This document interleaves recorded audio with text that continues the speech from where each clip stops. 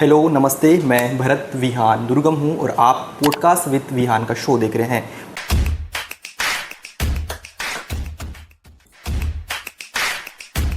Podcast with Vihaan के show में आज के मेरे गेस्ट हैं बीजापुर के एसपी डॉक्टर जितेंद्र यादव, 2018 बैच के IPS officer. Sir, welcome to the Vihaan का शो। Thank you. सर, आज आपके जीवन पे बातचीत करने की कोशिश करेंगे। आप छत्तीसगढ़ के कौन से ज़िले के रहने वाले हैं? मैं छत्तीसगढ़ के जशपुर ज़िला है जो नॉर्थ बॉर्डर में पड़ता है, वहाँ का रहने वाला हूँ।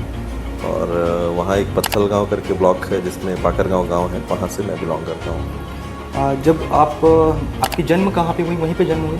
हाँ, पाकरगांव में ही जन्म हुई, गांव में ही मेरी जन्म हुई। और इनिशियल फेज़ में मैं वहीं था, पढ़ाई भी वहीं किया था। आपके परिवार की बैकग्राउंड क्या है? क्या आपकी फैमिली रिच फैमिली से है या फिर नॉर्मल फैमिली से आप बिलोंग करते हो? देखिए, फैमिली बहुत रिच तो नहीं है। हम लोग बेसिकली दादा किसान थे और फादर की एक छोटी जॉब थी, सुपरवाइज़र थे इरिगेशन डिपार्टमेंट में। हाँ जी। और खेती भी करते थे, तो खेती बाड़ी का काम भी बचपन में किया है। उसके बाद में फिर पढ़ाई किए तो बाहर निकल गया उस टाइम में। तो बेसिकली किसान फैमिली के साथ में पापा जॉब में भी थे, छोटे सर्विस में थे, तो उसमें हम लोग का चल रहा था। तो यूपीएससी की तैयारी आपने कब शुरुआत की थी? देखिए, जब मैं नवोदय विद्यालय में था, मेरी जो एजुकेशन जो हुई, स्कूलिंग हुई है, नवोदय विद्यालय से हुई है 6वीं से 12वीं तक। तो जवाहर नवोदय विद्यालय रायगढ़ है, वहाँ से मेरी एजुकेशन हुई है। तो जब मैं पढ़ रहा था तो उस दौरान मेरी इच्छा हुई कि कुछ करना है। तो जब मैं 12th में था तो मैं डॉक्टर बनना चाह रहा था, तो उसकी तैयारी कर रहा था। तो जब डॉक्टर की तैयारी कर रहा था, मतलब जब पीएमटी की प्रिपरेशन कर रहा था, सीजीपीएमटी की, तो उसी टाइम में मेरे मन में एक ख्याल आया कि मुझे यूपीएससी करना है, यूपीएससी देना है और सिविल सर्विसेज में आना है। तो तब से मैं शुरू किया था। What is your father role in your life? देखिए, पिताजी का तो एक बहुत अहम रोल होता है, क्योंकि गाँव का मैं था, गाँव में तो बहुत ज़्यादा एक्सपोजर तो था नहीं। और तब इंटरनेट बहुत होते नहीं थे। 90s की बात कर रहा हूँ, जब 1990 हाँ 90s की, मतलब 90 के दशक की बात कर रहा हूँ। मेरा जो जन्म है 89 में हुआ है। तो उसके बाद में अगर शुरू के 10 साल अगर हम लें तो 2000 से पहले ही कहीं है। तो उस टाइम में इंटरनेट का भी उतना था नहीं कुछ। तो बेसिकली जो हमें पिताजी ने यही बताया था कि जो एजुकेशन है एक ऐसा हथियार है जिससे बहुत कुछ अचीव किया जा सकता है, और बाकी सबसे बड़ा वेपन ही वही है जिससे हम कुछ कर सकते हैं। तो वो एक मतलब कि जो जीवन को जो एक दिशा देने में उनका एक महत्वपूर्ण योगदान था कि कैसे जीवन को या फिर बाकी कैरियर को किस डायरेक्शन में लेके जाना है। कभी परिवार से दूर रहना पड़ा तो उस वक्त सबसे ज़्यादा तकलीफ किस चीज़ को लेके हुई आपकी? देखिए, फ्रॉम 1999 ऑनवर्ड्स की, मतलब 1999 से मैं बाहर हूँ। मतलब जब मैं 10 साल का था तब से मैं बाहर हूँ और अभी तक बाहर हूँ। तो ऑलमोस्ट ये मेरे लिए 26वां साल है जब मैं बाहर रह रहा हूँ। तो शुरू में तो बहुत दिक्कत हुआ। जब 10 साल का था, जब 6वीं में गया, तो उस टाइम में क्योंकि मैं सबसे छोटा हूँ, मतलब मेरे नाम में 3 भाई हैं। एक भाई सर टीचर है? हाँ, टीचर हैं। दूसरे भाई इंस्पेक्टर हैं अभी यहीं दंतेवाड़ा में। तो सबसे छोटा हूँ, तो हमेशा ये छोटा जो रहता है वो दुलारा रहता है, तो मैं मम्मी का दुलारा था। बट पहली बार जब मुझे हॉस्टल में जाना पड़ा 6th में, तो बहुत परेशानी हुई। बट ओवरऑल सिचुएशन हैंडल हो गया और मैं आगे पढ़ाई कर पाया। घर के किस सदस्य से सबसे ज़्यादा मोटिवेशन आपको मिलती है और कैसे मिलती है हर चीज़ पे? देखिए, मतलब मोटिवेशन की अगर हम बात करें तो मेरे भाइयों ने काफ़ी सेक्रीफाइस किया। जब मतलब मैं जब स्कूल में था तो वो कॉलेज में पढ़ाई कर रहे थे, बट आफ्टर ग्रेजुएशन उनको जॉब करना पड़ा। रीज़न बीइंग कि वो मुझे सपोर्ट करना चाह रहे थे, क्योंकि मैं वेटरनरी डॉक्टर की पढ़ाई कर रहा था, साथ में यूपीएससी का प्रिपरेशन कर रहा था। तो उन्होंने कहीं ना कहीं बहुत ज़्यादा सपोर्ट किया, क्योंकि फादर तब बीमार हो गए थे। मेरे फादर को डायबिटीज़ था, उसके बाद में वो किडनी पेशेंट थे, क्रोनिक किडनी डिजीज़ हुई थी, तो काफ़ी खर्चा हो जाता था। तो अगर बड़े भाई सपोर्ट नहीं करते, उनका सेक्रीफाइस नहीं रहता, तो हो सकता मैं इस मुकाम पे पहुंच नहीं पाता। तो कहीं ना कहीं वो एक रोल मॉडल थे। उन्होंने मेरा जो मार्ग है उसको प्रशस्त किया, इस वजह से मैं यहाँ। जब आपकी सिलेक्शन हुई तो उस वक्त परिवार में सबसे पहला रिएक्शन कैसा था? देखिए, मेरे क्लोज फैमिली के अलावा किसी को पता नहीं था कि मैं यूपीएससी का प्रिपरेशन कर रहा हूँ। अच्छा, वो भी एकदम हाइट थी कि सारी चीज़ें? हाँ जी, मतलब मैं बाहर जॉब कर रहा था, क्योंकि मैंने सारी प्रिपरेशन जॉब के साथ में ही की है। उससे पहले आप आईआरएस पे थे ना? हाँ, आईआरएस में था। गुड़गांव में पोस्टिंग थी? हाँ, गुड़गांव में था। उसके बाद में फिर रोहतक में मेरी पोस्टिंग थी। रोहतक में भी थे आप? तो जब इनिशियल फेज़ में जब मैं तैयारी कर रहा था तो बहुत कम लोगों को पता था कि मैं तैयारी कर रहा हूँ। तो जो क्लोज फैमिली वाले थे उनके लिए तो उनको पता था, बट जो बाकी लोग के लिए एक शॉक था। और जब छोटे से गांव से कोई अगर यूपीएससी में सिलेक्शन होता है तो नो डाउट बहुत ज़्यादा एक शॉक रिएक्शन होता है लोगों का। लोगों को लगता है कि मतलब कैसे हो गया ये, बट बहुत खुश थे लोग। और it was a kind of मतलब एक फेस्टिवल टाइप सा माहौल हो गया था गांव में कि सिलेक्शन हुआ है करके। तो it was totally different I can say. क्या आज भी फैसले लेने में किसी परिवार से सलाह लेते हैं जब बहुत डिफ़िकल्ट दौर से गुजरते हैं, तो ऐसा लगता है कि किससे आप सलाह लेते हैं? हमारा कोई मेंटोर होता है, कोई दोस्त होता है जिससे हम जब सलाह लेते हैं मन थोड़ी सी हल्का होती है? देखिए, क्लोज फ्रेंड्स तो होते ही हैं और फैमिली भी इसीलिए होती है। बट सिंस मतलब मेरी अपब्रिंगिंग ऐसी हुई है कि 99 से बाहर रहने की वजह से काफ़ी सारे फैसले मुझे खुद से लेने पड़ते थे। Self dependent. हाँ, तो सेल्फ डिपेंडेंसी ज़्यादा हो गई है, तो इसलिए परिवार वाले भी कई बार बोलते हैं कि पूछते नहीं हो कई सारी चीज़ों के बारे में। तो है, बट देन एक फैमिली रहती है और मतलब ऐसा होता है कि मैं काम कर पाता हूँ, रीज़न भी कि मेरी फैमिली, मेरे दोनों बड़े भाई हैं। तो फैमिली के जितने भी सिचुएशंस होते हैं, जितने परेशानियाँ होते हैं, रिलेटिव्स हैं उनकी परेशानियाँ होती हैं, तो उनको वो हैंडल कर लेते हैं। और नो डाउट मतलब जब मैं पढ़ाई कर रहा था या यूपीएससी का प्रिपरेशन कर रहा था या अब भी जब मैं यहाँ काम कर रहा हूँ, क्योंकि बीइंग आईपीएस और एसपी बनने के बाद तो बहुत कम समय मिल पाता हम लोग को फैमिली हैंडल करने का, चाहे मम्मी हो चाहे बाकी रिलेटिव्स हों। तो उनका इतना ज़्यादा सपोर्ट रहता है कि मुझे कभी फील ही नहीं होता है कि मेरा एक परिवार है जिसको हैंडल करना है मुझे। तो एक बहुत बड़ा सपोर्ट है। तो वो जब भी इस तरह के पारिवारिक मामले होते हैं या फिर इस तरह की उलझन होती हैं तो दोनों बड़े भाइयों का काफ़ी सपोर्ट रहता है। आपकी सफलता का श्रेय किसको देना चाहेंगे परिवार में सबसे ज़्यादा? मेहनत, किस्मत या परिवार या अन्य लोग? देखिए, एक बहुत डिफ़िकल्ट क्वेश्चन है। किसी एक को श्रेय देना तो बहुत मुश्किल है। इट्स क्या है कि आप जब छोटे से जगह से जब आप इस तरह के प्रिपरेशन करके ऊपर उठते हैं तो बहुत लोग का हाथ होता है। मतलब हर स्टेप आपके लाइफ के हर स्टेप में कोई ना कोई कुछ मदद करता है, तभी आप जाके इस मुकाम तक पहुंच पाते हैं। क्योंकि हमारी जर्नी ऐसी है कि संसाधन जो हैं वो बहुत ही लिमिटेड थे और एक साथ सारे संसाधन मिल पाना भी संभव नहीं था। उस वक्त इतनी एक्सेस नहीं थी ना। हाँ, एक्सेस नहीं थी। दूसरा मतलब फैमिली कंडीशन भी उस लेवल का नहीं था कि हम बहुत एक अच्छे तरीके से हम प्रिपरेशन कर पाएँ या फिर एक, क्योंकि आप यूपीएससी की एक लंबी जर्नी होती है। जब आप एक गांव के छोटे से स्कूल से ऊपर बढ़ते हैं तो बहुत लंबी जर्नी हो जाती है आपकी, मतलब 15-20 सालों की जर्नी हो जाती है। तो कई लोगों ने उसमें मदद किया, no doubt family is first, तो उनका तो बहुत महत्वपूर्ण भूमिका थी जिसको हम लोग भूल नहीं सकते। बाकी बाहर के भी कुछ ऐसे लोग थे जिन्होंने उस टाइम में सपोर्ट किया जब इस फैमिली की कंडीशन बहुत ख़राब थी, जब फादर को हर हफ्ते 2 बार डायलिसिस करना पड़ता था। फाइनेंशियल, इमोशनल बोल सकते हैं। फाइनेंशियल तो बहुत ज़्यादा सपोर्ट नहीं मिल पाता था, बट उसके साथ में ही मतलब बाकी सब चीज़ों में भी जो सपोर्ट था एक कहना चाहिए, क्योंकि आप जब तैयारी करते हैं तो बहुत परेशानियाँ आती हैं, बहुत सारी चीज़ें आती हैं जब लंबी हो जाती है आपकी जर्नी। तो वो था। इवन मतलब कई जगह मैं जॉब कर रहा था तो मेरे जो बॉस थे, जैसे इससे पहले मैं वेटनरी डॉक्टर था दिल्ली गवर्नमेंट में, तो वहाँ के बॉस थे। चेन्नई में भी थे आप? हाँ, चेन्नई में मेरी एजुकेशन हुई है वहाँ में ग्रेजुएशन, तो वहाँ वेटनरी, तो वहाँ कॉलेज में जो प्रोफेसर्स थे, तो सबका कुछ ना कुछ योगदान होता है। तो किसी एक व्यक्ति को श्रेय देना उचित नहीं होगा। आप जैसे अफसर बनने के लिए जो छात्र सपना देखते हैं उनकी आप क्या कहेंगे? देखिए, मतलब उसमें 2-3 बातें मैं बताना चाहूँगा। पहला चीज़ जो है कि आप कोई सा भी सपना देखते हैं तो वो आपका ड्रीम है। तो अल्केमिस्ट में एक बहुत अच्छी लाइन लिखी है, उसको मैं टूटे फूटे सेंटेंस में भी बताना चाहूँगा कि अगर आपका कोई ड्रीम है तो आपको उसको प्रोटेक्ट करना पड़ेगा और आपको उसको उन्हीं लोगों से प्रोटेक्ट करना पड़ेगा जो आपके बहुत करीब रहते हैं। क्योंकि ड्रीम को वही तोड़ते हैं जो आपके करीब हैं, लेकिन वो आपका ड्रीम है, उसे आपको कोई छू नहीं सकता, आपसे बेहतर उसको कोई नहीं जान सकता। तो उस ड्रीम को आपको प्रोटेक्ट करना पड़ेगा। जैसे मैं एक एग्जांपल देता हूँ, सपोज़ मैं एज ए डॉक्टर बनना चाहता हूँ, लेकिन मेरी इच्छा है कि मैं यूपीएससी भी करूँ, लेकिन यूपीएससी करने के लिए बहुत जद्दोजहद की ज़रूरत है, बहुत ज़्यादा मेहनत की ज़रूरत है, फेलियर के चांसेस बहुत ज़्यादा हैं। तो हो सकता है मेरे करीबी ही बोलें कि मत जाओ उसमें, अपना तैयारी करो, डॉक्टर में करो, एक सेटल कर लो, उसके बाद देखते हैं क्या होगा आगे। बट आपको प्रोटेक्ट करना है कि मुझे यूपीएससी करना है, उस प्रोटेक्ट और उसको आपको अपने तक ही रखना पड़ेगा कई बार, हो सकता है। तो वो ड्रीम प्रोटेक्शन की बात है। उसके बाद जब आपने ड्रीम को प्रोटेक्ट कर लिया है तब उसके लिए मेहनत करना पड़ेगा। अब ड्रीम बस ऐसे ही नहीं हो जाता, उसके साथ में आपको हार्डवर्क और परसिवियरेंस बहुत जरूरी है कि आप हार्डवर्क कर रहे हैं और कंटिन्यूस हार्डवर्क कर रहे हैं, तभी जाके आपको मिल पाएगा वो सफलता। तो ये तीनों चीज़ बहुत ज़रूरी है। पहले आप ड्रीम को प्रोटेक्ट करिए और उसके लिए फिर आप अपना हार्डवर्क करिए और उसको मतलब कि कंटिन्यू रखिए, उसको परसिवियरेंस के साथ करिए उसको। What is success for you? देखिए, सक्सेस सबके लिए अलग अलग मायने हो सकते हैं। आपके लिए क्या मायने? मेरे लिए ये मायने हैं कि अगर मैं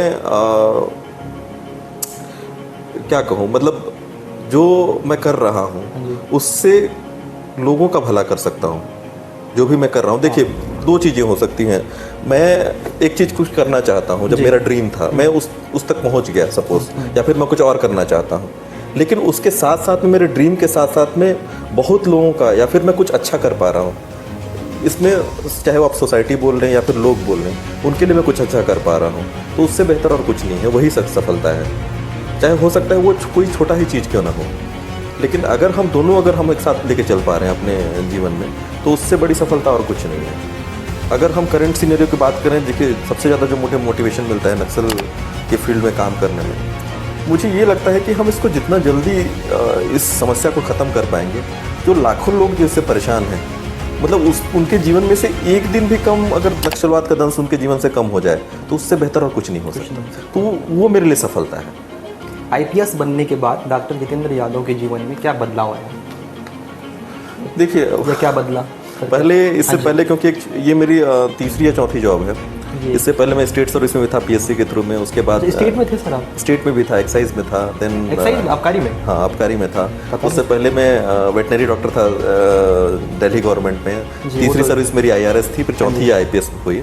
आईपीएस बनने के बाद ये होता है कि हम, जैसे आईआरएस और आईपीएस का मैं इसमें कॉन्ट्रास्ट की थोड़ी सी इसमें बात करूँ, मैं थोड़ा सा डाइवर्ट हो रहा हूँ। हाँ जी, हाँ ठीक है। आईआरएस में होता ये था कि उसमें भी हम जो काम करते हैं वो देश हित में काम करते हैं, और नो डाउट उसका जो काम है बहुत ही सेक्रेट काम है, बट हम उसमें लोगों से बहुत ज़्यादा कनेक्ट नहीं हो पाते थे। मैं आईआरएस जीएसटी और कस्टम्स में था। जीएसटी और कस्टम, हाँ, उसमें था, तो लेकिन कनेक्ट नहीं हो पाते। लेकिन जब मैं आईपीएस में आया, मतलब इस सर्विस में आया, तो हम डायरेक्टली लोगों से कनेक्ट हो पाते हैं और हम चेंजेस देखते हैं उस चीज़ को।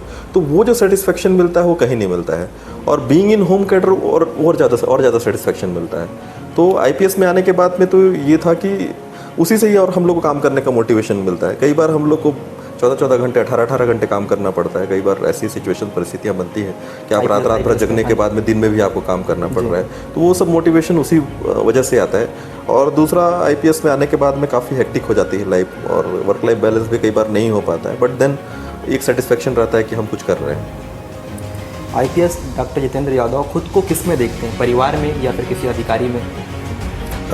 मतलब किस तरह? परसेप्शन मीन्स एक रोल मॉडल होता है कि खुद की जो छवि होती है वो किस पे नज़र आती है। जैसे मैं किसी को फॉलो करता हूँ या फिर किसी को देखता हूँ, ड्रीम होता है, जैसे आई मीन कि जो आप हो वैसे कौन नज़र आते हैं परिवार में या फिर किसी अधिकारी में?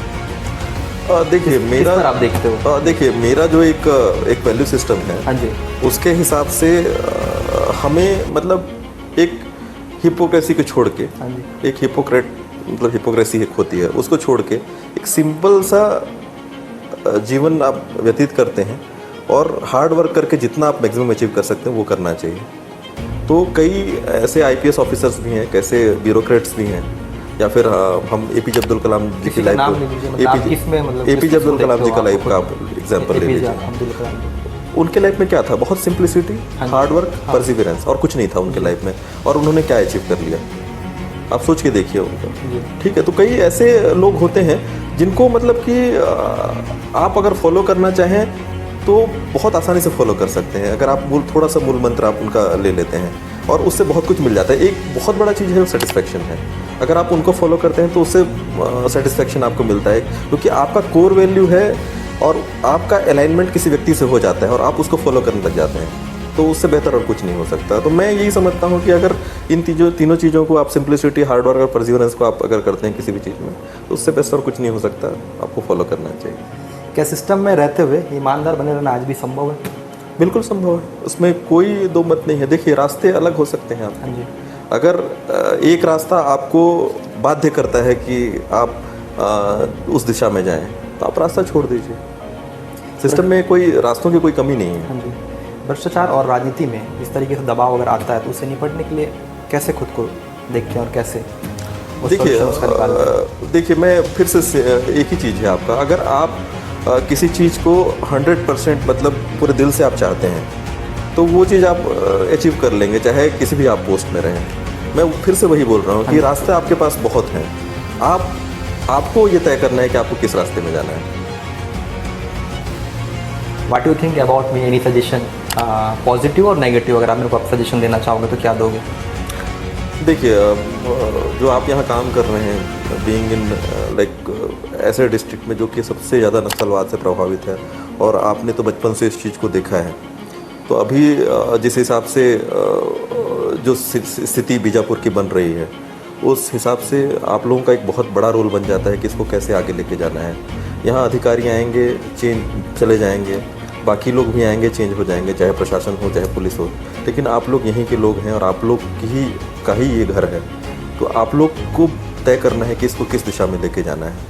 अभी बहुत कुछ है बीजापुर में करने के लिए, क्योंकि 4 दशकों से नक्सलवाद का दंश झेला है। विकास यहाँ बहुत ही अछूता रहा है, विकास से अछूता रहा है। तो आगे हम इसको बीजापुर को कैसे आगे ले जाना चाहते हैं, उसमें आप लोगों का बहुत योगदान रहेगा। तो मैं आप लोगों से मैं आपसे यही मेरा सजेशन रहेगा कि जो आप कर रहे हैं इसको और मतलब कि आपकी जिम्मेदारी और बढ़ जाती है इसके बाद में, तो उसको और अच्छे तरीके से करिए, ताकि वो लोग जिनकी कोई आवाज़ नहीं है, मैं इसमें थोड़ा सा एक बात मैं बताना चाहूँगा, एक एनालॉजी देना चाहूँगा कि हम जब किसी नॉर्मल इलाके में भी जाते हैं, चाहे छत्तीसगढ़ के इलाके हों चाहे कहीं भी हों, नॉर्मल मैदानी इलाकों में जाते हैं, तो वहाँ के गाँव वालों को भी उनको अपने अधिकारों के बारे में या फिर सिस्टम्स के बारे में पता नहीं होता है। तो आप सोचिए, जहाँ शिक्षा ही नहीं पहुँच पाया, विकास ही नहीं पहुँच पाया 4 दशकों से, वहाँ के लोग कितने भोले होंगे। तो उनको सही दिशा दिखाना, उनको सही उनकी आँख बनना एक बहुत बड़ी बात है। तो उस चीज़ को मुझे लगता है कि सारे लोगों को इस दिशा में भी सोचना चाहिए और उस पर काम करना चाहिए। नेगेटिविटी कुछ बताना चाहोगे जिस पर वाकई मुझे काम करने की आवश्यकता है? देखिए, बहुत कुछ तो आपके बारे में मुझे नहीं पता है, पर्सनल लाइफ हो या प्रोफेशनल लाइफ हो, मुलाकातें ऐसी होती रहती हैं। बहुत ज़्यादा मैं नेगेटिव तो नहीं बता पाऊँगा, लेकिन मैं तो यही कहूँगा कि अभी बहुत करियर में बहुत कुछ आगे आपको करना है। तो जो मैं वही बोला है कि आपका कोई अगर ड्रीम होगा तो प्लीज़ प्रोटेक्ट इट, क्योंकि ड्रीम हो सकता है कि आपको बचपन में हो या किसी भी उम्र में हो सकता है, और उसके बाद उसमें हार्डवर्क और परसिवरेंस कीजिए, क्योंकि जो भी आप फील्ड आप चूज़ करते हैं उसमें अगर ये दोनों चीज़ें अगर आपकी लग जाती हैं तो उसके बाद उसका कोई मतलब कि क्या कोई इन्फिनिटी तक है, कहीं भी तक भी आप जा सकते हैं, और उसके बाद आपको फिर गोल सेट करने की आवश्यकता नहीं है, आप पहुंचते रहेंगे, उस जगह तक पहुंचते जा रहेंगे। यूपीएससी तैयारी में आपका रोज़ाना रूटीन क्या होता था? कितने घंटे पढ़ते थे? किस तरीके से आप तैयारी करते थे? कितनी डिफ़िकल्ट क्वेश्चंस होते थे? तो वो अगर डिस्क्राइब। देखिए, उसमें 2 रूटीन मैंने फॉलो किया था। जब मैं कॉलेज में पढ़ाई कर रहा था, वेटनरी कॉलेज में, तो उस टाइम में मैं फर्स्ट ईयर के बाद से ही प्रिपरेशन शुरू कर दिया था। मैं 5 साल का कोर्स था, तो कॉलेज की जो पढ़ाई मेरी शुरू होती थी 9 बजे करीब होती थी। तो मेरा ये रहता था मॉर्निंग 9 बजे कॉलेज की पढ़ाई होती थी। तो मैं मॉर्निंग 3:30 बजे करीब उठ जाता था और 4 बजे से 7 बजे तक पढ़ाई करता था। वीकेंड्स में थोड़ा ज़्यादा पढ़ाई करता था, मतलब वीकेंड्स में 8 से 10 घंटे की पढ़ाई होती थी। बाकी दिनों में सुबह 3 घंटे, और फिर शाम को जब कॉलेज ख़त्म होता था उसके बाद में मतलब बीच में मैंने 1-2 साल में मैंने कोचिंग भी ज्वाइन किया था फॉर अंडरस्टैंडिंग, तो उस टाइम में कोचिंग भी जाता था। अदरवाइज़ मैं 1-2 घंटे शाम की पढ़ाई करता था, और ये रूटीन मेरा फॉलो हुआ टिल IRS के सिलेक्शन तक। उसके IRS के सिलेक्शन के बाद जब मैं उसमें जॉब में गया तो मोस्टली मेरी जो पढ़ाई होती थी वो शाम को ही हो पाती थी या वीकेंड में हो पाती थी। मिल पाता था। हाँ, तो टाइम कम मिल पाता था। तो मेरी जितनी भी पढ़ाई हुई या तो कॉलेज में हुई है या फिर मैं जब जॉब में था, तो मैं सैटरडे संडे को थोड़ा बचा के रखता था जिसमें ज़्यादा पढ़ाई कर पाता था, और बाकी दिनों में ऐसा होता था कि या मॉर्निंग में या इवनिंग में जब मुझे टाइम मिले। जब भी प्रिपरेशन होती थी सर, उस वक्त सबसे टफ सब्जेक्ट कौन सी आपको नज़र आती थी जिसको आपने पार किया, मान लिया? देखिए, मतलब ऐसा सभी सब्जेक्ट टफ होते हैं उसमें यूपीएससी में। तो उसमें ये कोर्स इतना वास्ट होता है कि आपको सारे कोर्स को कवर कर पाना मुश्किल होता है। तो उसके लिए मैंने यही एक कहना चाहिए, मैं अपने लिए खुद के लिए ये बनाया था कि जब मैं ग्रेजुएशन कर रहा था तो ग्रेजुएशन का जो सब्जेक्ट था उसको मैंने अपना एज अ सब्जेक्ट चूज़ किया। तो मेरा टारगेट ये था कि जब तक मैं ग्रेजुएशन कर रहा हूँ तब तक मैं उस सब्जेक्ट को पूरी तरह से तैयार कर लूँ, जनरल स्टडीज़ के साथ में। तो जब वो तैयार हो गया तो मेरे मार्क्स अच्छे आने लगे सब्जेक्ट में, तो सिलेक्शन थोड़ा सा आसान हो गया। तो ऐसा ये नहीं कह सकते कि कौन सा टफ है कौन सा इजी है, सभी मुश्किल होते हैं। हाँ, अगर हम यूपीएससी के एग्ज़ाम्स की बात करें, जो स्टेजेस की बात करें, तो सबसे टफ मुझे प्रीलिम्स ही लगता था, क्योंकि उसमें मैं 3 बार फेल हुआ हूँ और 3 बार पास हुआ हूँ। 6 मैंने अटैम्प्ट दिए थे, तो 3 जिसमें पास हुआ था उसमें 3 में रैंक आए हैं, और 3 में मैं फेल हो गया हूँ, प्रीलिम्स ही फेल हो गया हूँ। तो मैं मेन सर इंटरव्यू नहीं लिखा था उसमें। तो फर्स्ट टाइम जब थी? नहीं, फर्स्ट अटैम्प्ट मेरा हो गया। हाँ जी। सेकेंड अटैम्प्ट, थर्ड अटैम्प्ट में प्रीलिम्स ही पास नहीं कर पाया। अच्छा, नहीं। फोर्थ अटैम्प्ट में प्रीलिम्स पास किया, IPS बना। जी। 5th अटेम्प्ट प्रीलिम फेल हो गया, 6th अटेम्प्ट में फिर 379 रैंक आया। तो मतलब प्रीलिम्स ही मेरा एक बैरियर था। उसके बाद मेरे जब भी मैंने प्रीलिम्स क्लियर किया मतलब मेरा सिलेक्शन। तो जब ऐसी दिक्कतें हुई तो कभी ऐसा लगा नहीं कि हार मान लूँ, और उस वक्त खुद को कैसे संभालें? देखिए वो होता है, आपका इतना लंबा फेस हो जाता है ना। जब मैं फर्स्ट अटेम्प्ट देने से पहले 4 साल पहले तैयारी स्टार्ट कर दिया था। जब मैं कॉलेज में था, ग्रेजुएशन के फर्स्ट ईयर में था, तब से मैंने तैयारी शुरू कर दी थी। तो आप 2-3 साल के प्रिपरेशन के बाद आपको लगता है कई बार लगता है कि बोरियत, मोनोटोनस हो जाता है, तो या फिर कई बार डिप्रेशन भी आता है, कई बार आप लो फील करते हैं। बट आपका अगर मतलब कि प्रॉपर गोल अगर सेट है और हार्ड वर्क कर रहे हैं तो चीज़ें धीरे धीरे अपने आप ही ठीक हो जाती हैं। तो मतलब प्रायोरिटीज़ होनी चाहिए आदमी की कि आपकी प्रायोरिटीज़ क्या हैं। अगर प्रायोरिटीज़ आपकी एग्ज़ाम क्लियर करना है तो आप कर ही लेंगे। और मैं तो मानता हूँ कि एग्ज़ाम को एज ए स्ट्रेटजी ही लीजिए आप। एग्ज़ाम को मतलब नॉलेज गेन करने के पर्पज़ से उसकी पढ़ाई नहीं होती है कभी, मेरे हिसाब से। अगर कोई आप एग्ज़ाम क्लियर कर रहे हैं तो आपको स्ट्रेटजी उसके लिए बनानी पड़ेगी, कैसे उसको क्रैक करना है, तब जाके पॉसिबल है। तब पॉसिबल है। ट्रेनिंग का सबसे यादगार अनुभव क्या रहा आईपीएस में? देखिए मेरी 2 ट्रेनिंग हुई थी, IRS में भी ट्रेनिंग हुई थी, IPS में भी ट्रेनिंग दोनों को हुई थी। डिस्क्राइब बट IPS की ट्रेनिंग काफ़ी टफ होती है हम लोग। आईपीएस ज़्यादा टफ होती है? काफ़ी टफ IRS से? IRS से काफ़ी टफ होती है IPS की ट्रेनिंग। और IPS की ट्रेनिंग एक्चुअली आपको मतलब एक जेंटलमैन बनाती है। मतलब उसकी ट्रेनिंग में ट्रांसफॉर्मेशन आपको दिखता है। हम जो लोग मुश्किल से 1 किलोमीटर या फिर 500 मीटर दौड़ने वाले लोग थे, हम 16-16 किलोमीटर, 21-21 किलोमीटर तक दौड़ते थे ट्रेनिंग में सर? ट्रेनिंग में 40 किलोमीटर को आपका मतलब कि सामान के साथ में आपको कई बार मतलब कि वो फुट वॉक करना होता है आपको। हैदराबाद एकेडमी में? हैदराबाद एकेडमी तो कई सारे होते हैं। रॉक क्लाइंबिंग की ट्रेनिंग होती है, हॉर्स राइडिंग की ट्रेनिंग होती है। तो फिजिकल कंपोनेंट बहुत टफ था। इसके अलावा हम लोग को ट्रेनिंग में ये सिखाया जाता है कि आपकी बिजी लाइफ में से भी आपको कैसे समय निकाल के डिसीजन मेकिंग करना है। वो भी सब तो काफ़ी बिजी लाइफ होती है उसमें। मॉर्निंग हम लोग का जो रूटीन 5 बजे, 4:30-5 बजे से स्टार्ट होता था और शाम को 7:30-8 बजे तक फिजिकली एग्जॉस्टेड हो जाते थे हम लोग। और उसमें बीच में क्लासेस भी होंगे। मॉर्निंग में आपको फिजिकली एग्जॉस्ट किया जाएगा, बीच में आपकी क्लासेस होंगी, इवनिंग में फिर आपको एग्जॉस्ट किया जाएगा। और यही रूटीन होता था हम लोगों का। तो आपको तैयार किया जाता है उस चीज़ के लिए कि आप जब जिले में जाएंगे तो, क्योंकि पुलिस का जो रूटीन है या जॉब है आपको पता है कितना टफ पूरी फिल्टर होती है मतलब। हाँ, तो वो आपको ट्रांसफॉर्म करते हैं वहाँ। तो वहाँ मतलब कि वहाँ हम लोग इतना ज़्यादा कठिन ट्रेनिंग हो जाता है कि हम जब इसमें कैडर में आते हैं तो उसे एक वॉक लगता है कि ठीक है हो जाएगा इतना। तो वो चीज़ें सर अभी भी फॉलो करते हो अपने लाइफ में? देखिए वो रूटीन फॉलो कर पाना तो बहुत मुश्किल हो पाता है। लेकिन क्या है कि जो वहाँ जो सीखा है, देखिए वो क्या है, कॉन्फिडेंस दिलाता है। अगर आप 21 किलोमीटर दौड़ जाते हैं अगर वहाँ एकेडमी में, तो आप यहाँ आपको अगर कभी मौका मिला कि अगर हम ऑपरेशंस में जा रहे हैं या फिर कहीं आपको मौका मिलता है तो आप आराम से 5-10 किलोमीटर तो दौड़ ही जाएंगे। सेम अगर आप 40 किलोमीटर का आप रूट मार्च कर सकते हैं तो आप ऑपरेशंस में आप 25 किलोमीटर तो चल ही पाएंगे। तो वो एक कॉन्फिडेंस रहता है। तो IPS की ट्रेनिंग में तैयार किया जाता है बेसिकली कि एक जो व्यक्ति रहता है जो 10 बाई 10 के कमरे में 5 साल तक प्रिपरेशन कर रहा है और 100 मीटर मुश्किल से चला है, उस व्यक्ति को 21 किलोमीटर दौड़ने तक का ट्रांसफॉर्मेशन है। तो कई तो ऐसे आते हैं जिन्होंने ज़िंदगी में 100 मीटर से ज़्यादा नहीं दौड़ा है, वो लास्ट में निकलते 21 किलोमीटर कई लोग मैराथन दौड़ के निकलते हैं। तो वो ट्रांसफॉर्मेशन है। It's not about just physical जो हमारे ट्रेनिंग की बात है। इसके अलावा हॉर्स राइडिंग हो गया, रॉक क्लाइंबिंग हो गया, हॉर्स राइडिंग, रॉक क्लाइंबिंग, आपकी तैराकी मतलब स्विमिंग का हो गया। तो कई सारे उसमें अलग अलग ट्रेनिंग है। स्लिदरिंग हो गया, चॉपर से स्लिदरिंग का होता है। कई सारे प्रकार की ट्रेनिंग होती हैं। तो अलग अलग ट्रेनिंग होती है उसमें। तो आपको तैयार किया जाता है बेसिकली। फील्ड पर पहली जब पोस्टिंग हुई तो उस वक्त कैसा अनुभव रहा? देखिए जो ट्रेनिंग होता है उसमें आपको एक हिसाब से देखा जाए तो वो एक आइडियल सिचुएशन में ट्रेनिंग होती है। फील्ड में कई सारे पहलू होते हैं, कई सारे फैक्टर्स आ जाते हैं, फैक्टरिंग हो जाते हैं। उन फैक्टर्स को आपको साथ में लेते हुए कैसे काम करते हैं वो इम्पोर्टेंट है। तो फील्ड का अनुभव टोटली कई बार ये कह सकते हैं कि जो हम एकेडमी से फील्ड का अनुभव थोड़ा डिफरेंट होता है। बट जैसे ही हम धीरे धीरे फील्ड में आते जाते हैं तो एक्सपीरियंस के साथ में आपको चीज़ें क्लियर होती जाती हैं। नक्सल एरिया और सिटी एरिया दोनों में बहुत डिफरेंट है।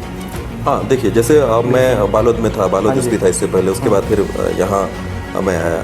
तो वहाँ जो बेसिक हम लोग का जो काम होता था, लॉ एंड ऑर्डर में हो, क्राइम में हो, क्राइम इन्वेस्टिगेशन की बात हो, शहर पे होता, शहर सिक्योरिटी बाकी सिक्योरिटीज़ का है, तो वो सब चीज़ होता था। यहाँ हमारा जो मैक्सिमम जो काम होता है एंटी नक्सल ऑपरेशंस में होता है। तो टोटली डिफरेंट होता है। यहाँ की जो पुलिसिंग है और मैदानी जगह की पुलिसिंग है वो अलग होती है। एरिया वाइज भी डिफरेंट हो जाता है, तो वो हम लोग को एडजस्ट करना पड़ता है। सिटी की पुलिसिंग हो, ग्रामीण पुलिसिंग हो, वो डिफरेंट हो जाता है, तो जस्ट एडजस्टमेंट करना पड़ता है। पुलिस की ड्यूटी में सबसे कठिन निर्णय कौन सा लेना पड़ा आपको अब तक में, ऐसा फेस? देखिए, मतलब पुलिस की ड्यूटी में क्या है, एक जो प्रॉब्लम है ऐसे किसी चीज़ को लेकर सामने जैसे हम लोगों को क्या होता है, क्विक डिसीजन लेना पड़ता है। वो सबसे टफ होते हैं कि आपके एक डिसीजन से चीज़ें चेंज हो सकती हैं, तो वो बहुत महत्वपूर्ण होता है। ऐसे कई सिचुएशंस आए जब हम लोग, मतलब सिचुएशन क्या, हमेशा डेली बीइंग सुपरवाइज़र हम लोग को डेली ये डिसीजंस लेने पड़ते हैं, और कई सारे हमारे डिसीजंस जो होते हैं उसमें हमारे जो नीचे वाले हमारे जो काम कर रहे हैं उनके जीवन पे भी उसका असर होता है। तो खासकर जैसे नक्सल फील्ड में हम जो डिसीजन लेते हैं उसमें मतलब जीने मरने की बातें होती है। मतलब कि यहाँ अगर हम किसी ऑपरेशंस की बात कर रहे हैं, उसमें जो हमारा डिसीजन होता है काफ़ी महत्वपूर्ण हो जाता है। तो जीवन में कई ऐसे क्षण आते हैं जिसमें बहुत महत्वपूर्ण डिसीजंस लेने पड़ते हैं और टफ होते हैं, बट आपको एक्सपीरियंस और आप जितना आप काम करते हैं तो आपकी डिसीजन लेने की क्षमता बढ़ती जाती है। आप जितना काम करेंगे आपको उतना एक्सपीरियंस आता जाएगा, उतना आप उस जो आपका जो काम है उसकी बारीकियों के बारे में समझेंगे, तो डिसीजन आसान होता जाता है। आईपीएस बनने के बाद और आम जिंदगी में कितना फ़र्क नज़र आता है आपको, कैसे देखते हैं खुद को? देखिए, आम जिंदगी और आईपीएस में डिफरेंस तो दिखता है। अब हम लोग को सिविल लाइफ के बारे में कई बार पता नहीं चल पाता है, तो हम कई बार घूमने निकल भी जाते हैं, बट वो अभी मैं सिविल लाइफ को फील ही नहीं कर पाता हूँ, मतलब कि कैसे फील करना है, तो बहुत ज़्यादा डिफरेंस मैं नहीं बता पाऊँगा। प्रोटोकॉल पे आपको रहना पड़ता है, सारी चीज़ों को देखनी पड़ती है। क्या इस नौकरी में असल पावर लाठी है या फिर कलम, यानी या फिर कानूनी नीतियाँ, किस पे सबसे ज़्यादा फोकस करती है पुलिस? देखिए, पुलिस का दो काम है, मतलब दो में, जैसे बीइंग एसपी या फिर जब सुपरवाइजरी हम लोग पोस्ट में पहुंचते हैं तो हमारे दो महत्वपूर्ण पहलू होते हैं। एक तो हम जो करंट सिचुएशन है उसको हम लोग कैसे सिक्योरिटी का एक ओवरऑल सिनेरियो हम लोग क्रिएट करते हैं, एक डिस्ट्रिक्ट में हो या फिर जब जिस स्तर पे भी काम कर रहे हैं, तो ओवरऑल एक सिक्योरिटी का सिनेरियो हम लोग को क्रिएट करना पड़ता है। दूसरा एक लॉन्ग टर्म सिनेरियो होता है कि आज से 5 साल बाद उस जगह का क्या होगा, आपके डिसीजन से क्या होने वाले हैं, ठीक है। तो ये जो सिनेरियो जो क्रिएट होते हैं उसमें जो बेस्ट आपका जो रूट है या फिर जिस चीज़ को आपको पकड़ के रखना है वो आपका है लॉ जो आपका जो जितने रूल्स एंड रेगुलेशंस के थ्रू है, उससे बेस्ट और कुछ नहीं है। लॉ के अकॉर्डिंग सारी चीज़ें, लॉ के अकॉर्डिंग आपकी चीज़ें हों और जो रूल्स हैं वो फॉलो हों, तो उससे बेस्ट और कुछ नहीं है। अगर आप थोड़ा भी इसमें डिविएट होते हैं, जैसे आपने लाठी की बात की या फिर आपने कलम की बात की, कलम हम तभी यूज़ कर पाएंगे जब हमें लॉ को हम अवॉइड करेंगे, ठीक है। लाठी एक ऐसा चीज़ है जो कि बहुत ही क्विक उसका वो मिलता है, आपको रिजल्ट मिलता है, बट लॉन्ग टर्म में बहुत ज़्यादा ये डेट्रीमेंटल है। तो हमेशा हम कोशिश करते हैं कि एक सिस्टम क्रिएट हो जो लॉ के हिसाब से सिस्टम क्रिएट हो, तो वो एक बेस्ट चीज़ है। आज के युवाओं के लिए सबसे बड़ा खतरा क्या है? नशा, बेरोजगारी या फिर सोशल मीडिया या गलत इस्तेमाल? What you think? सबसे बड़ा जो है मुझे लगता है कि आपकी व्यक्तिगत सोच ये है कि डिसिप्लिन की कमी। मतलब it's not about anything, it's just about discipline. कोई भी चीज़ का डिसिप्लिन आपके अंदर होना चाहिए। बहुत सारे मैं मतलब बहुत पुराना तो नहीं हूँ, बट अगर 90s की बात करें तो हमारे पास जितने जो डिस्ट्रक्शन के जो साधन थे वो अभी के लोगों में बहुत ज़्यादा है। तो अभी और डिसिप्लिन की आवश्यकता है। अभी जैसे जैसे हम लोग देखते जा रहे हैं कि डिसिप्लिन की कमी बहुत ज़्यादा है लोगों में, चाहे वो सिविक सेंस की हो, चाहे किसी भी चीज़ की हो, चाहे प्रोफेशनल डिसिप्लिन हो, चाहे हम कॉलेज में मतलब कि या स्टूडेंट्स में जो पढ़ाई की डिसिप्लिन हो, वो डिसिप्लिन धीरे धीरे कम होता जा रहा है। और जो क्या कहना चाहिए, वही युवाओं को पीछे ढकेल रहा है। हाँ, जो एंट्रोफी है बेसिकली, जो जिससे वो बढ़ता जा रहा है। तो मुझे लगता है कि थोड़ा सा और हम लोग को इस पर वर्क करना चाहिए। डिस्ट्रैक्शंस बढ़ रहे हैं तो उस हिसाब से हम लोग इंगेज नहीं कर पा रहे युवाओं को, तो वो इंगेजमेंट कैसे होगा, पॉजिटिव इंगेजमेंट कैसे होगा, उस पर सोचने की आवश्यकता है। क्या आपको कभी राजनीतिक दबाव झेलना पड़ा? उस परिस्थिति में आपने खुद को कैसे बैलेंस किया एक आईपीएस होने के बाद, जब आईपीएस बने? देखिए, आप जब इस पोस्ट पे पहुंचते हैं, बीइंग एसपी या फिर कलेक्टर या फिर कोई सा भी पोस्ट पे पहुंचते हैं, तो आपका काम होता है कि समन्वय करना। जो देखिए, जो राजनीतिज्ञ हैं वो जनता के चुने हुए प्रतिनिधि हैं, वो भी किसी की वॉइस है, मतलब कि किसी की जनता की आवाज़ है। जब जनता हम तक नहीं पहुंच पाती है या फिर राजनीतिक तक तभी पहुंचती है जब उनको कुछ डिमांड होता है, ठीक है। तो उनकी भी कुछ इच्छाएं होंगी जिनका मतलब कि हम पूर्ण नहीं कर पा रहे हैं, या प्रशासन नहीं कर पा रहे हैं, या पुलिस नहीं कर पा रहे हैं। तो उसमें जो राजनीतिक दबाव जो होता है, या फिर जो भी कहे राजनीतिक वहाँ से जो आते हैं हमारे पास में, कि जो आवश्यकताएं हैं या इच्छाएं हैं लोगों की, तो उसको हम लोग को कोऑर्डिनेट करना पड़ता है कि उसमें क्या सही है क्या गलत है। तो आपको उस स्तर तक जाना है जहाँ तक सही है, प्रोफेशनली सही है या फिर लोगों के लिए सही है। तो वो तो एक संवाद है, मतलब वो आपको करना ही पड़ेगा, क्योंकि वो जनता के चुने हुए प्रतिनिधि हैं। जितना हम लोग का इंटरेक्शन जनता से, उससे कई गुना इंटरेक्शन जनता का राजनीतिक से होता है। तो उनकी बात सुनना, और अगर आप सही हैं और आप प्रोफेशनली अगर सही कर रहे हैं, तो उस चीज़ का सपोर्ट पॉलिटिशियंस भी करते हैं। तो अभी मेरे जीवन में ऐसा कभी नहीं आया कि ऐसा हम पॉलिटिकल स्टैंड ऑफ में हम आ जाएं।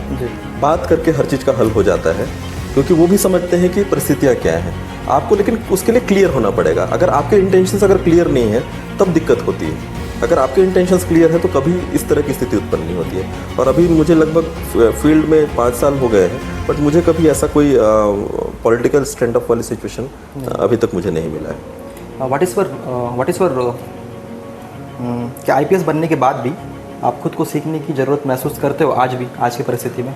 देखिए, लोगों को ये लगता है कि हम यूपीएससी क्लियर कर लेंगे और उसके बाद में कम पढ़ना पड़ेगा, कम सीखना पड़ेगा। लेकिन जैसे ही आप सर्विस में आते हैं, आपको कई गुना सीखना पड़ता है। जितना हम कॉलेज में पढ़ाई करते थे, उससे ज़्यादा हम लोग को वहाँ सीखना पड़ता है, क्योंकि डे बाय डे चीज़ें चेंज होती जा रही हैं। तो हमारे जो उनको हैंडल करने के लिए भी हमको सीखना पड़ता है। तो वो मुझे लगता है कि सर्विस में आने के बाद हम लोग को ज़्यादा सीखने की आवश्यकता होती है। और आप एक चीज़ सोचिए कि आपके एक डिसीजन से पूरे ज़िले को इम्पैक्ट होता है, या फिर जहाँ भी हम जॉब कर रहे हैं, जो छोटे से जगह में हम जॉब कर रहे हैं, तो उसका पूरा इम्पैक्ट होता है। आपका एक ख़राब डिसीजन कई लोगों की लाइफ को प्रभावित करता है। तो हमारी मतलब हमारा यही प्रायोरिटी रहता है कि हम जो भी डिसीजन लें वो वेल इन्फॉर्म डिसीजन लें और अच्छा डिसीजन लें, ताकि हम मैक्सिमम नुकसान कर पाएँ और मतलब कि जो अच्छा ही है उसको मैक्सिमाइज़ कर सकें। What is your role model? देखिए, रोल मॉडल तो जैसे जब मैं स्कूल के टाइम में था तो एपीजे अब्दुल कलाम को मैं बहुत फॉलो करता था। जैसे मैं पहले भी बताया कि उनका जो सिंप्लिसिटी था और हार्डवर्क और परसिवियरेंस था, उसको मैं काफ़ी उससे प्रभावित हुआ था। और जैसे जैसे हम सर्विस में आते हैं तो उनसे भी कई लोग हैं जिनसे हम प्रभावित होते हैं। जैसे विजय कुमार आईपीएस सर हैं, जो अभी रिटायर्ड हैं। उन्होंने वो जब एनपीए में आए थे तो उन्होंने एक बात कही थी कि हम कहीं भी रहे, मतलब पोस्टिंग मैटर नहीं करता है, जिस पोस्ट में भी रहते हैं उस जगह। नहीं, रिटायर्ड, पहले सीआरपीएफ के डीजीपी भी रहे, सुरक्षा सलाहकार भी रहे। तो उनका ये कहना था, जब वो आए थे तो उनका एक लेक्चर हुआ था, तो उन्होंने ये बताया कि बीच में उन्हें ट्रेनिंग एकेडमी जाना पड़ा था, और उन्होंने ट्रेनिंग एकेडमी में भी इतनी मेहनत के साथ काम किया और उसको इतने अच्छे से जो नए कोर्सेज करके और नई चीज़ों को उन्होंने इंडक्ट किया, जिसका लॉन्ग टर्म बहुत ज़्यादा फ़ायदा हुआ। तो उनका ये कहना था कि आप कहीं भी जाते हैं तो ये डिसाइड मत करिए कि आप कहाँ किस पोस्ट में हैं, किस पोस्टिंग में जा रहे हैं। आप उसी मेहनत के साथ में, उसी इंटेंशंस के साथ में आप काम करते रहेंगे तो आपको कभी आपको ख़राब नहीं लगेगा, ना कभी आपको मतलब आपको झेलना नहीं पड़ेगा, कोई भी चीज़ें हैं, प्रॉब्लम्स नहीं झेलने पड़ेंगे। तो वो मुझे लगता है कि वो बेस्ट चीज़ है किसी भी सर्विस में आने के बाद में। तो मैं सर्विस की बात कर रहा था, बाकी एपीजे अब्दुल कलाम को मैं उसको बचपन से ही फॉलो सर्विस में आप आर.के. विज सर को फॉलो करते हैं, मतलब रोल मॉडल मानते हैं? विजय कुमार सर है, काफ़ी सीनियर्स हैं, आर.के. विज सर हैं, मतलब काफ़ी सीनियर्स हैं जिनको हम लोग फॉलो करते हैं। देखिए, सभी की कोई ना कोई क्वालिटीज़ होती हैं जिसको हम लोग फॉलो करते हैं। मतलब कोई भी व्यक्ति ऐसा नहीं हो सकता कि इसमें एक भी क्वालिटी ना। तो हम गेन करते हैं, जिसके साथ भी हम काम करते हैं उनके साथ हम गेन करते हैं। मेरे जितने भी सीनियर्स हैं जिनके साथ मैंने काम किया था, बीइंग एएसपी, सीएसपी या फिर एसपी बनने के बाद भी आईजी या फिर डीजीपी रहे, सबसे हम कुछ ना कुछ सीखते हैं। और ये ऐसा चीज़ है कि हम कहीं ना कहीं एक ऐसे सर्विस में है जहाँ हम लोग को प्रोफेशनली अपने आप को करेक्ट करते रहना है, अपने आप को और अपग्रेड करते रहना है। तो हम इन्हीं चीज़ों से सीखते हैं। तो सीखने का कोई दायरा नहीं है, रोल मॉडल का कोई दायरा नहीं है। तो वो हमेशा ऐसा है कि हम एक चीज़ किसी एक व्यक्ति से लिया, एक चीज़ किसी और व्यक्ति से लिया, तो वो लगातार चलता रहता है, प्रोसेस है। आज के जो स्टूडेंट्स हैं जो यूपीएससी की तैयारी कर रहे हैं, उनको अगर आप सलाह देना चाहें, जिसमें सबसे 3 जरूरी सलाह देंगे तो क्या देंगे? देखिए, जो यूपीएससी की जो तैयारी कर रहे हैं उनके लिए पहला तो मेरा यही सलाह रहेगा कि पहले आपको अपने आप को खुद को एसेस कर लें कि आप किस स्तर पे हैं और यूपीएससी का एग्ज़ाम किस स्तर का है। अगर आप उस चीज़ को एसेस कर लेते हैं, उसके बाद में आपको पता चलेगा कि आपको कितनी मेहनत करनी है। और यूपीएससी जब आप तैयारी कर रहे हैं तो आप सेक्रीफाइस करने के लिए रेडी रहें, क्योंकि एक लंबा प्रोसेस है, फेलियर के भी चांसेस हैं, बीच में कई सारे परेशानियाँ आएंगी, तो उस चीज़ को झेलने के लिए भी आप रेडी रहें कि आप कैसे उस दौरान करेंगे। तीसरा चीज़ ये है कि अगर आप उस प्रोसेस में आप पहुँच जाते हैं फिर पीछे मत मुड़िए। आपको जब तक आपका गोल अचीव नहीं हो जाता तब तक आपको उसमें मेहनत करते रहना पड़ेगा। और कोई सा भी जो गोल है कठिन नहीं है, डिपेंड्स अपॉन कि आप कितना हार्ड वर्क करते हैं और कितने मतलब कि परसिवरेंस कितना है आपके अंदर में। अगर आप आईपीएस नहीं बनते तो किस प्रोफेशन में जाते? डॉक्टर को छोड़ के, वेटनरी को छोड़ के और आईएएस को छोड़ के? अच्छा, ऐसा कुछ तो है नहीं। मतलब देखिए, मेरे भगवान की कृपा रही कि मेरे पास जॉब की कभी कमी नहीं रही। मतलब जब मैं ग्रेजुएशन कर रहा था तो उसके बाद मुझे कॉलेज से ही ऑफ़र मिला था ग्रेजुएट असिस्टेंट का। उसके बाद फिर फॉरेन से मास्टर्स का भी मेरे पास था, मतलब चांसेस थे कि तो मेरा एक्सटेंसिव बाहर से ही हुआ है, मतलब कनाडा से किया था मैंने। तो कमी नहीं थी। मुझे नहीं पता कि मैं अगर आईपीएस में नहीं आता तो क्या करता, बट मुझे साइंटिस्ट या फिर प्रोफेसर का जॉब भी ठीक लगता है। मतलब हो सकता है मैं अगर मैं मास्टर्स करता उसके बाद पीएचडी करता तो रिसर्च में भी घुस सकता था। तो ऐसा अभी कुछ कहा नहीं जा सकता कि क्या क्या करता। मतलब जब ज़िंदगी की नई शुरुआत आपने की, जब आपकी शादी हुई, कैसे शादी हुई थोड़ा बताइए। मतलब देखिए, अरेंज मैरिज था? शादी तो अरेंज मैरिज ही था। मतलब 2021 में मेरी शादी हुई। 2021 में आपकी शादी हुई? जब मैं उस टाइम में ट्रेनिंग कर रहा था, ट्रेनिंग कंप्लीट ही हो गई थी, उसके बाद मेरी शादी हुई थी। तो मैम कहाँ से बिलोंग करते हैं? वो दिल्ली से हैं बेसिकली, और फूड साइंटिस्ट हैं। फूड साइंटिस्ट हैं? हाँ। तो हमारी जो मुलाकात, मतलब फादर ने कहीं से, मतलब फादर इन लॉ ने भी कहीं से पता किया था। उसके बाद में एक प्रॉपर अरेंज मैरिज हुई थी, कोई ऐसा लव मैरिज नहीं था, प्रॉपर अरेंज मैरिज थी। हम एक दूसरे को देखने गए और मिले, फिर उसके बाद अच्छा लगा तो हमने फिर शादी का, मतलब शादी के लिए राजी हुए, फिर शादी हमारी। तो आपकी नज़र में व्हाट इज़ लव, क्या है प्यार? बहुत कुछ इसमें बोल पाना मेरे लिए संभव नहीं है। भी आप मैम और आपके तुलनात्मक में देखा जाए, क्योंकि ऐसी जॉब में आप दोनों प्रोफेशन हैं, काफ़ी इंगेज होना होता है, तो टाइम स्पेंड वैसे ही नहीं हो पाती। देखिए, मुझे लगता है कि लव एक बहुत बड़ा फोर्स है, मतलब एक पावर है या फिर फोर्स है, एनर्जी है, जिसमें एक दूसरे के लिए कुछ भी अगर आपको करना चाहें तो उसके लिए एक्सटर्नल एनर्जी की आवश्यकता नहीं पड़ती है। जब आपके बीच में प्यार है तो कोई एक्सटर्नल एनर्जी की आवश्यकता नहीं पड़ती है, वो अपने आप हो जाता है। बहुत बड़ा स्ट्रेंथ मानते हैं उसको। हाँ, तो इट्स लाइक बहुत बड़ी एनर्जी है। और मुझे लगता है कि जीवन में सभी को प्यार होना चाहिए। प्यार के बिना कुछ नहीं। जैसे हम माँ बेटे का भी अगर हम प्यार को लें तो माँ इतनी मतलब चीज़ें करती है बिना किसी एक्सटर्नल फोर्स के। आप सोच के देखेंगे तो कोई नहीं कर सकता उस चीज़ को। तो इट्स जस्ट एनर्जी, पावर या फिर फोर्स, जो भी कर सकते हैं, स्ट्रेंथ के लिए। तो वही लव है मुझे लगता है। और आप जब लव करते हैं तो उसके लिए आपको कोई एक्सटर्नल एफर्ट या फिर कुछ एक्स्ट्रा चीज़ लगाने की आवश्यकता नहीं पड़ती है, वो अपने आप होता है। तो शादी के बाद के बारे में अगर बताएं तो? देखिए, शादी के बाद मेरी वाइफ का काफ़ी सपोर्ट रहा, बिकॉज वो पहले जॉब भी करती थी, बट जैसे ही मेरा बीजापुर में पोस्टिंग हुआ तो it was difficult for her, क्योंकि उसका जॉब था वो बेंगलुरु में था, देन दिल्ली में था, तो यहाँ से बहुत ज़्यादा आना जाना करना मुश्किल था। और हमारी जॉब ऐसी है कि बहुत डिमांडिंग जॉब होती है, तो हम बहुत ज़्यादा समय नहीं दे पाते अपनी फैमिली को। तो उसके बाद उन्होंने अपनी जॉब को ड्रॉप करके उसके बाद अभी साथ में रह रहे हैं। तो इट्स काइंड ऑफ सेक्रीफाइस उन्होंने भी किया है कि साथ में रहना, एक अच्छी ज़िंदगी जीने के लिए। तो मुझे लगता है कि बहुत सपोर्टिव है और उनका सपोर्ट है, अदरवाइज़ तो बहुत डिफ़िकल्ट होता है। आपको ही पता है कि एक अच्छे ऑफिसर के लिए इमोशनली या फिर किसी अच्छा काम करने के लिए आपको इमोशनली बैलेंस्ड होना बहुत आवश्यक है। कभी ऐसा जर्नी हुई होगी जब बहुत ज़्यादा तकलीफ में रहो, परेशानी में रहो, और मैम का कोई वर्ड या फिर साथ में रहना कोई चीज़ इंस्पायर कर दिया हो? जैसे देखिए, मतलब जैसे हमारे पीछे एक बैकबोन हमारे पापा, भले कुछ भी ना करे लेकिन एक ऐसा लगता है कुछ हो जाए तो मेरे पापा तो हैं, खड़े तो हैं। Actually see is very positive. जैसे मैं कई बार डिफ़िकल्ट सिचुएशन में रहता हूँ, कई ऐसी स्थितियाँ निर्मित हुई हैं जब, मतलब बीजापुर में हमेशा ये स्थितियाँ निर्मित होती हैं जब आप अपने आप को सोचने लग जाते हैं कि कहीं मैंने गलत तो नहीं कर दिया, मतलब मेरे किसी डिसीजन की वजह से किसी की नुकसान तो नहीं हो गया।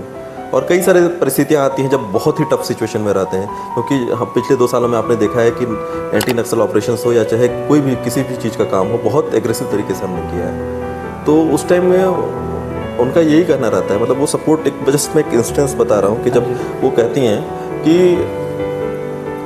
अगर भगवान ने आपको बीजापुर भेजा है तो कुछ सोच के भेजा है, ठीक है, तो आप अगर यहाँ आए हैं तो किसी के लिए अच्छा करने के लिए आए हैं, और आपसे भगवान कोई गलत काम नहीं करवाएगा। तो आप बिल्कुल निश्चिंत रहिए, ये काम हो जाएगा और चीज़ें अच्छी ही होंगी।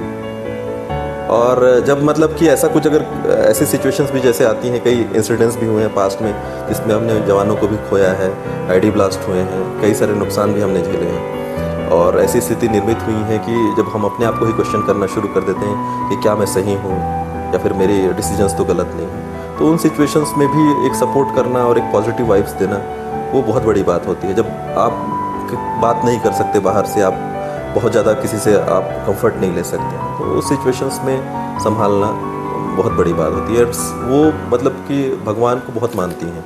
अच्छा। मतलब भगवान को, मतलब कि वो गॉड को बहुत बिलीव करती है। गॉड इन द सेंस कि कोई भी गॉड हो, सी बिलीव्स कि everything is happening because of God. तो उनका ये कहना रहता है कि अगर चीज़ें हो रही हैं तो उनकी मर्ज़ी से हो रहा है, ठीक है, तो वो गलत कभी नहीं करेंगे। तो एक बहुत बड़ा कंफर्टिंग रहता है आपको समय समय पे, आपको जब इस तरह का सपोर्ट मिलता है तो उससे बड़ा चीज़ और कुछ नहीं। एनर्जी बढ़ जाती है, स्ट्रेंथ बढ़ जाता है, पॉजिटिव वाइब आती है, कॉन्फिडेंस लेवल बढ़ जाती है। आपकी नज़र में सच्ची सफलता की परिभाषा क्या है, क्या लगता है आपको? देखिए, जैसे मैंने आपको बोला भी था, और इसी में भी एक ऐड भी करना चाहूँगा, आपने एक इकिगाई प्रिंसिपल के बारे में भी सुना होगा, जो जापान से है, कि जब आपका जो वर्क होता है, जो आप जिस चीज़ को अचीव करना चाहते हैं, वो अगर आपके सेटिस्फेक्शन से मैच करता है, कि आपका सेटिस्फेक्शन क्या है, मतलब कि आपको किस चीज़ से संतोष मिलता है, तो हमको संतोष इसी चीज़ से मिलता है कि जब आप जो काम कर रहे हैं उससे बाकी लोग का कुछ, आप किसी के लिए बेहतरी का काम कर रहे हैं, तो जब दोनों चीज़ें अलाइन हो जाती हैं और आप कुछ अचीव करते हैं, तो वही सफलता है।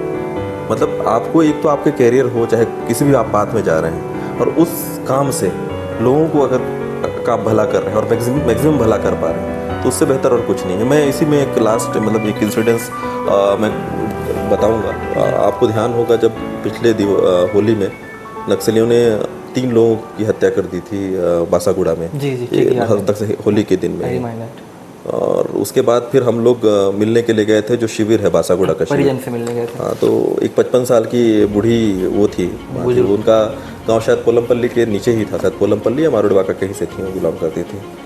तो उनका कहना ये था कि वो हिंदी जानते थे, मतलब बाकी हमारे जो यंग लड़के हैं हिंदी नहीं जानते, गोंडी जानते हैं, लेकिन आपको ध्यान होगा कि यहाँ के जो पुराने बुजुर्ग हैं वो सब हिंदी जानते हैं। हाँ। वो ये दिखाता है कि नक्सलियों ने किस तरह से एक जनरेशन पूरा बर्बाद किया है, कि एजुकेशन से वंचित कर दिया है। तो हिंदी जानती थी, उससे बात हो रही थी, तो वो उनका मैं पूछा, माँ मतलब क्या चाहते हो, मतलब ऐसे ही जस्ट जनरल हम लोग नॉर्मल कैजुअल टॉक कर रहे थे। तो वो बोल रहे थे एक बार गाँव जाना चाहते हैं मरने से पहले। तो मैं पूछा कि कितनी ज़मीन है गाँव में, तो बोले कि 20-25 एकड़ गाँव है। तो मैं बोला यहाँ क्या काम करते हैं, तो बोले कूली का काम, और कुछ काम तो है नहीं। मतलब तो वो जो दर्द था ना उसके मन में, मतलब ठीक है, शी वॉज वेरी हैप्पी, मतलब वो चेहरा मुस्कुराता दिख रहा था, पर जो दर्द था ना उनके मन में कि भाई जिस व्यक्ति जो बचपन से जहाँ मतलब कि उम्र गुजारा है, वहाँ जा नहीं सकता कोई आदमी नक्सलियों की वजह से। तो वो मतलब कहीं ना कहीं एक मोटिवेट करता है कि आप अगर उनको, अगर अपने उनके गांव पहुंचा सकते हैं, या फिर उनको ये एटलीस्ट ये फ्रीडम दे सकते हैं कि आसानी से वो गांव जा सकें और अपने जहाँ वो रहना चाहते हैं वहाँ रह सकें, उससे बड़ा और क्या चीज़ हो सकता है। तो ऐसे लाखों लोग हैं बीजापुर में, सुकमा में, दंतेवाड़ा में, नारायणपुर में, जो माइग्रेट हुए थे या फिर नक्सलियों के भय की वजह से कुछ कर नहीं पा रहे हैं। अगर हम अपने काम की वजह से हम कुछ कर पा रहे हैं, उनके लिए कुछ बेहतरी का काम कर पा रहे हैं, तो उससे बेहतर और कुछ नहीं हो सकता। और इसीलिए मैं बोलता हूँ कि एक दिन भी अगर उनके जीवन में से ये जो दंश है उसको कम कर पाएंगे, तो उससे बेहतर और क्या हो सकता है। तो मैं अपना मोटिवेशन उसी को मानता हूँ कि हम किसके लिए कर रहे हैं, तो हम आम जनता के लिए कर रहे हैं, हम किसी के लिए और के लिए नहीं कर रहे हैं, उन्हीं के राहत के लिए कर रहे हैं, उन्हीं के लिए कर रहे हैं। अगर वो एक बार इस स्थिति में पहुँच जाएंगे, खुद का डिसीजन ले सकें, खुद के लिए खुद का फ्रीडम हो, उससे बेहतर और क्या हो सकता है। ठीक कह रहे हैं, आई एग्री। सर, IPS बनने के बाद आपकी लास्ट इच्छा क्या थी, व्हाट्स योर लास्ट विश, ऐसा कुछ और आगे जाना, कुछ और ड्रीम? देखिए, मेरा कोई ऐसा कोई ड्रीम नहीं है, मतलब IPS बनने के बाद में मैं एक ऐसा व्यक्ति हूँ जिसे मतलब स्टैग्नेशन पसंद नहीं है। स्टैग्नेशन इस सेंस में कि मैं हमेशा करना चाहता हूँ, कोई भी हो, कोई भी चीज़ हो, मैं काम करना चाहता हूँ, और मतलब ऐसा काम हो जिससे कुछ रिजल्ट मिले, मतलब चाहे वो लोगों की बेहतरी के लिए हो, चाहे सिस्टम की बेहतरी के लिए हो। तो ऐसा मैंने सोचा था कि बीइंग IPS मैं अपने आप में ही इम्प्रूवमेंट करता रहूँगा, लेकिन प्रॉब्लम ये होगी कि जब से SP मिली है तब से मैं बाकी चीज़ों की पढ़ाई भी नहीं कर पाता हूँ, एंगेजमेंट काफ़ी हो जाता है। बट मुझे लगता है कि ये एंगेजमेंट भी एक पॉजिटिव एंगेजमेंट है, जब आप एक अच्छा काम कर रहे हैं उसके लिए अपने आप को पूरी तरह से। तो कहते हैं खाली दिमाग शैतान का, कहते हैं कि खाली पढ़े भी हैं तो चीज़ें नेगेटिविटी ज़्यादा आती है। हाँ, ऐसा भी कहते तो वही है कि सेल्फ इम्प्रूवमेंट ही बेस्ट है। कि अगर मैं वही बोला फिर से कि हमारा जो मैक्सिमम जो काम होता है वो इम्प्लीमेंटेशन या डिसीजन मेकिंग का होता है, तो उसमें अगर हम वेल इन्फॉर्म्ड अगर डिसीजन लेते हैं तो उससे बेहतर और कुछ नहीं है। ऐसा डिसीजन जिससे लोगों को फ़ायदा हो, ऐसा डिसीजन जो प्रोफेशन और प्रोफेशनलिज्म के साथ में हो, तो उससे बेहतर और कुछ नहीं हो सकता। एक सिस्टम क्रिएट हुआ है मतलब सैकड़ों सालों से, जिसमें लोगों की बेहतरी के लिए सिस्टम और प्रोफेशंस बनाए गए हैं। तो मुझे लगता है कि उसको अगर हम बेहतर तरीके से अगर इम्प्लीमेंट करा पाते हैं, और एक आप कंपेशन आपके अंदर में हो, लोगों की आप सिंपैथी को आप मतलब आप लोगों के प्रति से आपकी सेंसिटिविटी अच्छी है, तो मुझे लगता है उससे बेहतर और कुछ नहीं। ये थे 2018 बैच के IPS officer doctor Jitendra Yadav. इनकी जीवन के बारे में हमने बातचीत करने की कोशिश की। इन्होंने बताया, विस्तार से बताया कि असफलता ही सफलता की पहली मंजिल होती है। इस खास पेशकश में इतना ही। जल्द अगली रिपोर्ट में फिर मुलाकात होगी। Thank you.